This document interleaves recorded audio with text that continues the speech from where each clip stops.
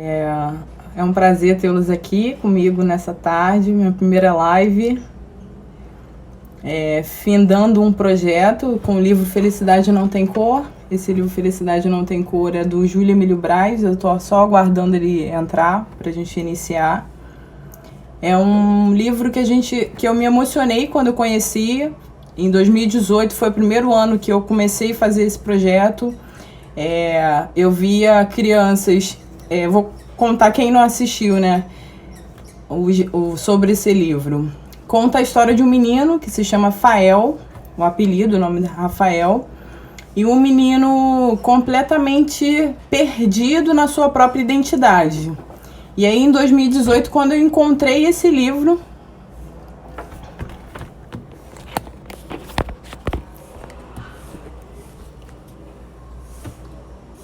obrigada, Shirley. Agora tá ok?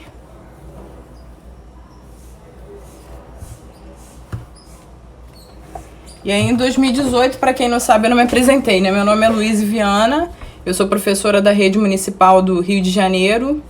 E aí eu me deparava com muitas crianças que se autorretratavam, ou igual a Frozen, né? Nada contra, mas crianças morenas, né? E aí eu vi uma identidade que não era forjada de acordo com o que a gente tem no Brasil, né, que é a nossa miscigenação com essa beleza, essa mil cores que nós temos, né, no Brasil, essa coisa linda, diversidade incrível.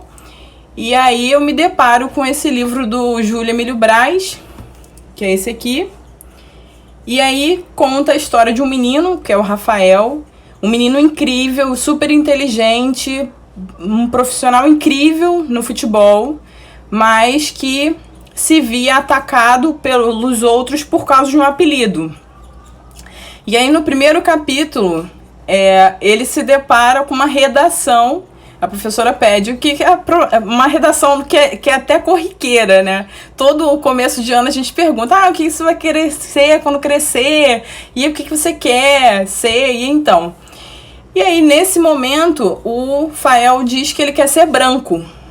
A professora, a dona Evangelina, ela se assusta, ela se arrepende até de ter proposto esse tipo de redação para ele, né? Porque ela não conseguiu lidar com essa situação, todo mundo riu e continuou chamando ele de carvão. Isso tudo trazia uma identidade muito negativa para ele, né? E aí, quando eu me deparei com essa história, e aí quando eu trabalhava essa questão do autorretrato dessa minha criança na escola, eu via crianças que não conseguiam se ver.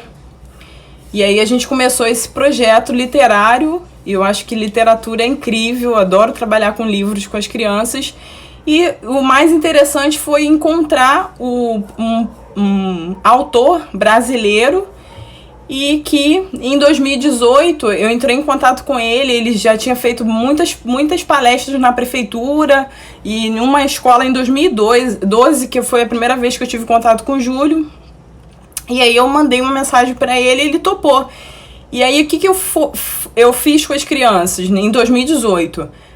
Eu comecei a contar essa história, a gente começou a trabalhar a questão da identidade da criança. Pois é, muitas crianças passam por isso.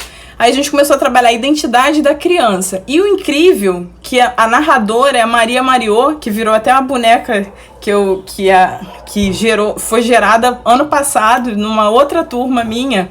E aí a Maria Mariô é uma boneca negra que chega na escola por acaso e ela conta como ela foi recebida, né? A professora que a recebeu falou, uma boneca preta? Como assim? E aí ela se via triste, a Maria Mariô triste, porque nenhuma criança queria brincar com ela. E nessa situação do Rafael, com essa crise de identidade, querendo ser branco, quando se depara com a Maria Mariô jogada, ele acaba pegando essa boneca e fazendo um confessionário. Aí a história toda passa como se fosse um confessionário dele com a Maria Mariô. E é super incrível que ele vai se descobrindo. Ela também vai tentando contar, mas aí as crianças conseguem entender essa questão dessa conversa da Maria Mariô, como se fosse real. E aí a gente vai delineando essa super história. Deixa eu só ver se o Júlio entrou. O Júlio é mineiro, ele tem mais de 150 livros escritos. É um escritor assim, incrível, porque ele é super humilde e trata as crianças como crianças, né? Não como números, como leitores, mas ele trata essa identidade. E aí, voltando em 2018, quando eu me deparo com essa história desse menino incrível, né? Eu olhei para as crianças e falei, eu vou criar uma história, cada criança vai criar a sua própria história, vai criar seu próprio livro, e a gente vai fazer uma tarde de autógrafos. Assim como já acontece em escolas particulares, só que na rede não tem esse tipo de proposta. Aí eu levei a direção, a coordenadora, né, permitiu que eu fizesse o trabalho, os pais super apoiaram, e aí a gente foi semanalmente trabalhando essa estrutura desse menino que quer ser branco até o final dessa história. E aí no final do ano, eles levaram seus próprios livros, né? E aí os pais também ficam super encantados, porque eles não veem esse livro até que chegue esse café literário. E aí eles têm contato com esse livro, e o Júlio sempre nos honra com a presença dele na escola. Já é o segundo ano. O 2018, 2019 também ele nos deu essa honra.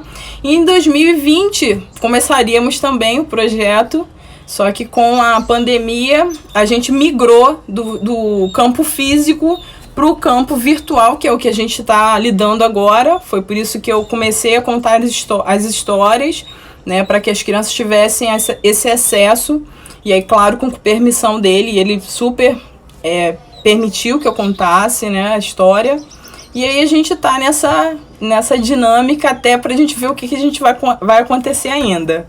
Deixa eu só ver aqui se ele entrou. Autorretrato, trazer essa criança para quem ela realmente é. E assim, é muito incrível quando a gente vai lidar até com essa questão do lápis, do cor de pele. A criança, tia, eu quero o lápis cor de pele. Aí a gente vai refletir, como assim cor de pele? Que pele é essa?